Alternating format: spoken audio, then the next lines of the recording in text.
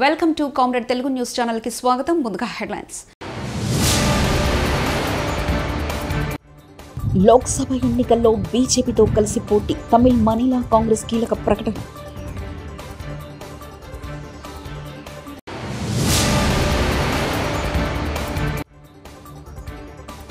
టీడీపీలో చేరిన కొలుసు పార్థసారథి, బొప్పన భవకుమార్, పసుపు కండువా కప్పి పార్టీలోకి ఆహ్వానించిన లోకేష్.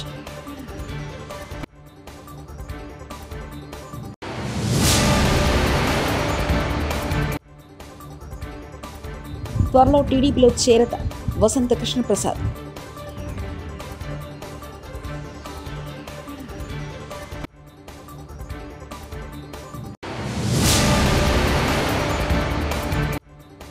కడపరెడ్లపై మంత్రి ధర్మాన సంచలన వ్యాఖ్యలు.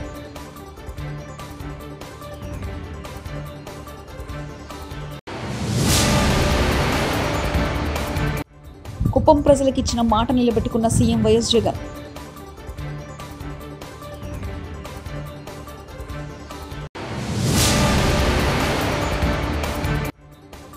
కడియం నర్సరీలో మొక్కలు కొనుక్కున్న కల్వకుంట్ల కవిత.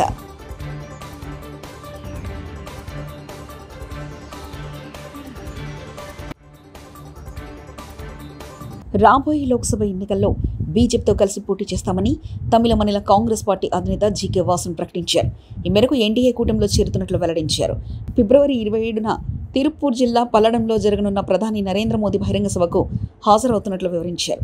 దివంగత నేత జీకే మూపనార్ తమిళ మనీలా కాంగ్రెస్ పార్టీని స్థాపించారు. అప్పటి నుంచి తమ పార్టీ జాతీయ దృక్పథాన్ని కలిగి ఉంది. బీజేపీతో కలవాలనే నిర్ణయం తమిళనాడు ప్రజల సంక్షేమం కోసం మాత్రమేనని జీకే వాసన్ వివరించారు. కుప్పం ప్రజలకు ఇచ్చిన మాట నిలబెట్టుకున్న సీఎం వైఎస్ జగన్ హంద్రినివాకాల ద్వారా నీటిని విడుదల చేసి జాతికి అంకితం.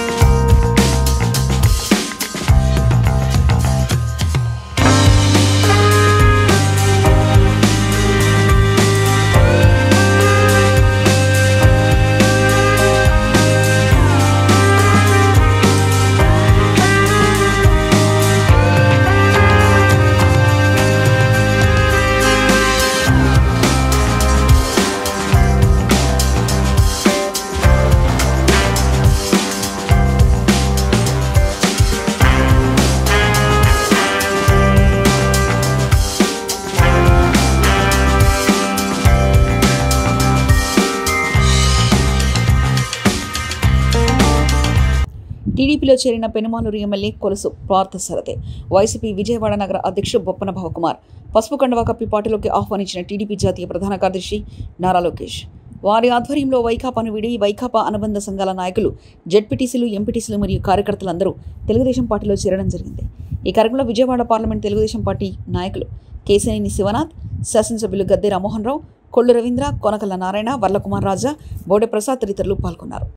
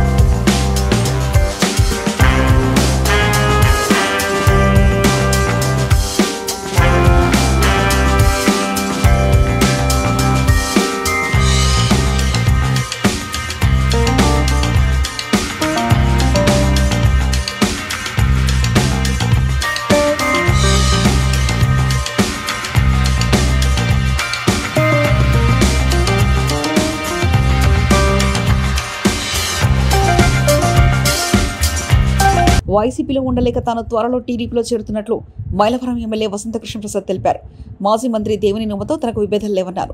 అయితే వసంతకృష్ణ ప్రసాద్కు మైలవరం టికెట్ టీడీపీ అధిష్టానం కేటాయించనున్నట్లు తెలుస్తుంది. మైలవరం టికెట్ ఆశిస్తున్న దేవినేని ఉమకు టీడీపీ అధికారంలోకి వచ్చాక ఎమ్మెల్సీ పదవి ఇస్తానని సమాచారం. వైఎస్ఆర్ కాంగ్రెస్ పార్టీలో పనిచేశారో భావసారూప్యత కలిగి నా నాయకత్వంలో నియోజకవర్గ అభివృద్ధి కోసం ఎవరైతే శ్రమించారో వాళ్ళందరితో మాట్లాడి తెలుగుదేశం పార్టీలో చాలా సంవత్సరాల నుంచి ఆ పార్టీ అభివృద్ధి కోసం నియోజకవర్గ అభివృద్ధి కోసం కలిసి పనిచేస్తున్నటువంటి సోదరులందరూ ఉన్నారు.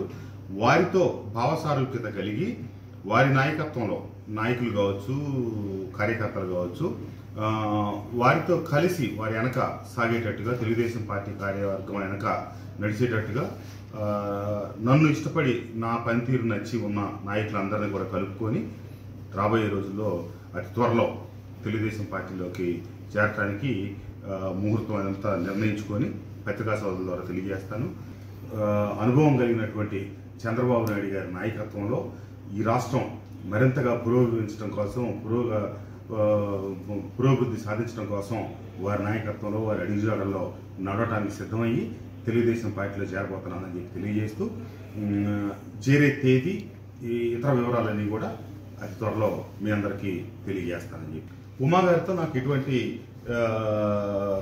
ఆస్తి తగాదాలో ఇతరత్ర వ్యవహారాలు లేదు. రాజకీయంగానే మేమిద్దరం కొద్దిగా 2018 నుంచి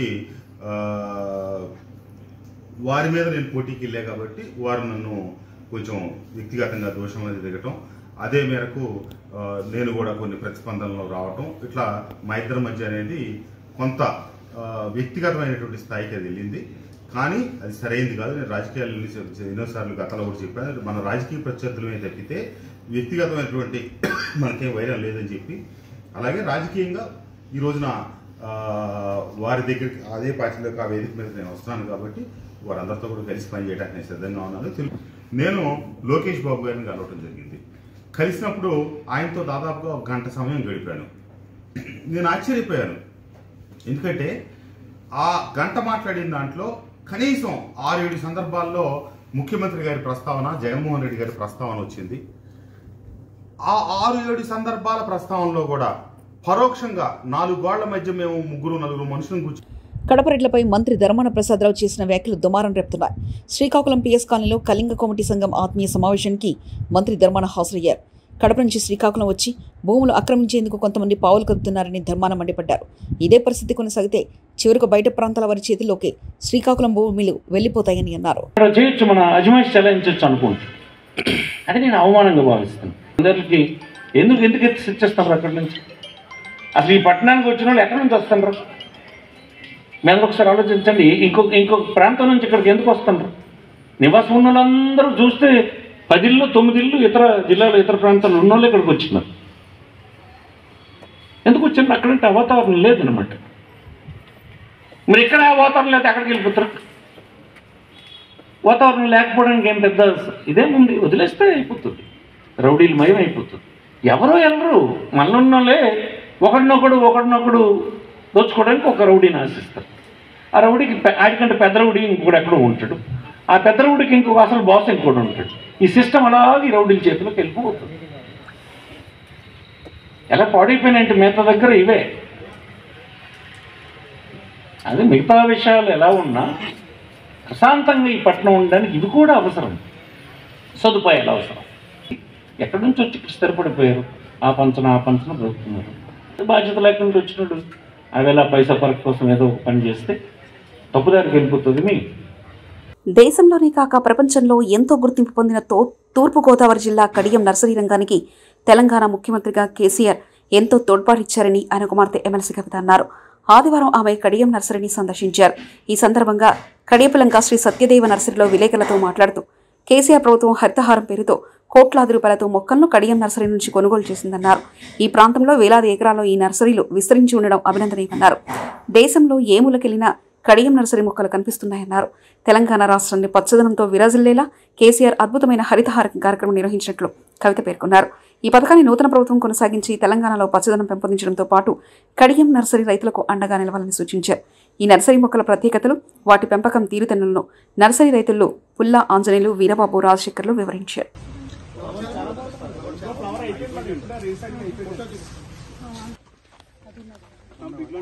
ఆరెంజ్ ఫ్లవర్ మేడం, అంటే మీరు ఇందాక ఎల్లో మెన్షన్ చేశారు, ఎల్లో చూపించాం, లెవెండర్ చూపించాం, వైట్ కూడా చూపించాం, దీంట్లో ఆరెంజ్ ఫ్లవర్ ఫుల్, అంటే లీఫ్ కనిపించేది ఫుల్ ఆరెంజ్ వస్తుంది. సంక్రాంతి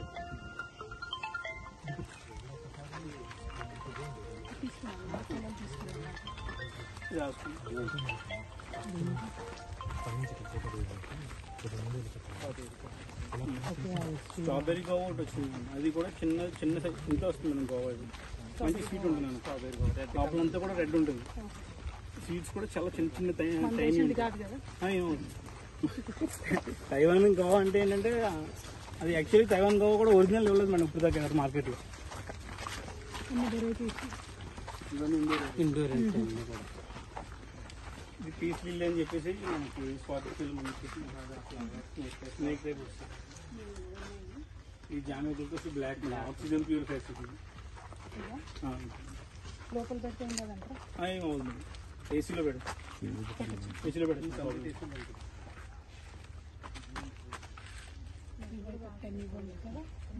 ఆదిలాబాద్ జిల్లా వ్యాప్తంగా మోదీ గొప్పతనం, ఆయన చేసిన అభివృద్ధి ప్రజలకు తెలిసే విధంగా ప్రచార రథాలను ఏర్పాటు చేసి మళ్లీ మోదీని ప్రధాని చేయాలని కోరుతున్న బీజేపీ యువ నాయకుడు, ఎంపీ, ఆశావహ అభ్యర్థి అభినవ్ సర్దార్.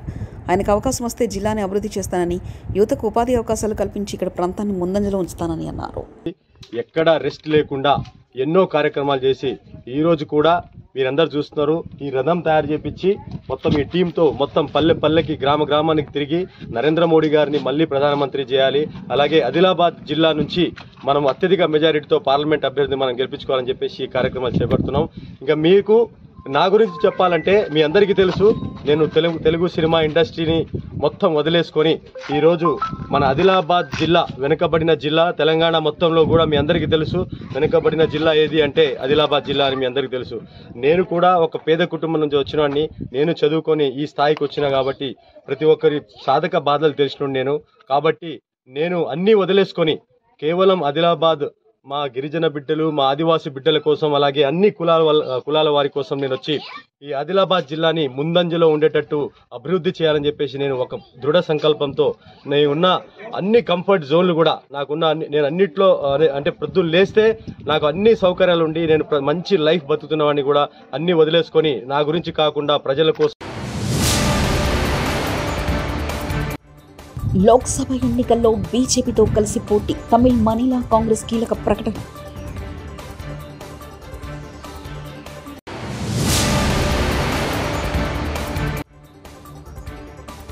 టీడీపీలో చేరిన కొలుసు పార్థసారథి బొప్పన భవకుమార్, పసుపు కండువా కప్పి పార్టీలోకి ఆహ్వానించిన లోకేష్.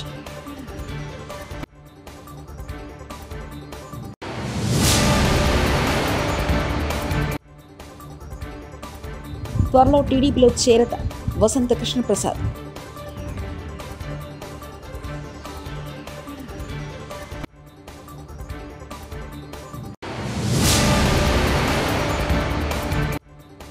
కడపరెడ్లపై మంత్రి ధర్మాన సంచలన వ్యాఖ్యలు.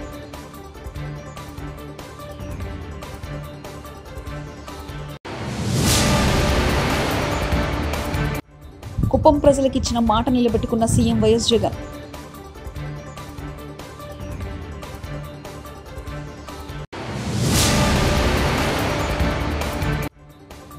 కడియం నర్సరీలో మొక్కలు కొనుక్కున్న కల్వకుంట్ల కవిత.